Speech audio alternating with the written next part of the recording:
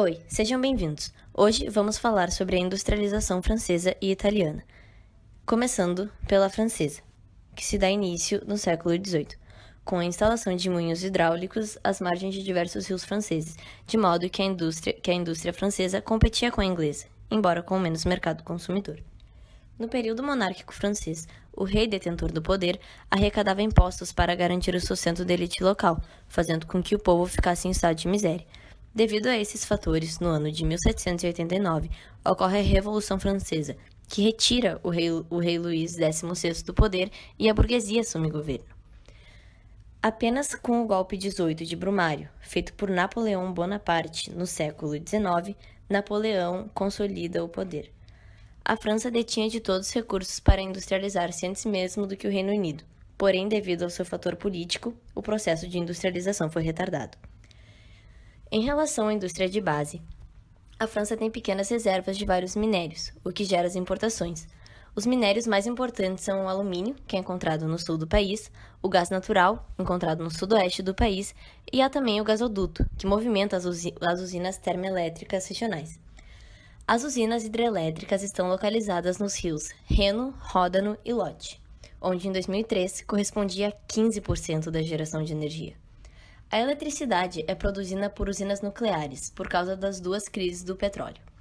Urânio, em 2005, foi o segundo maior gerador de energia elétrica a partir de usinas nucleares.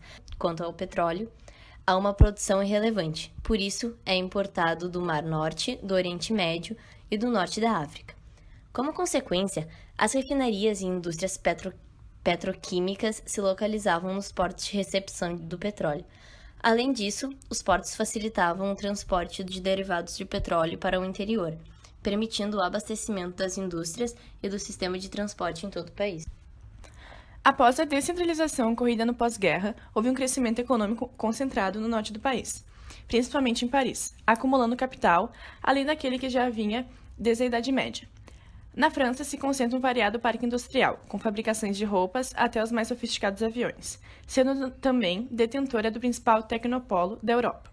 Mesmo com a privatização das mais importantes empresas nos anos de 1990, a França não quebrou completamente, porque o Estado conseguiu manter algumas empresas de grande influência no país, como telecomunicação e ferrovias, conseguindo uma estabilidade, mas mantendo-se de pé. Agora vamos falar um pouco sobre a industrialização italiana.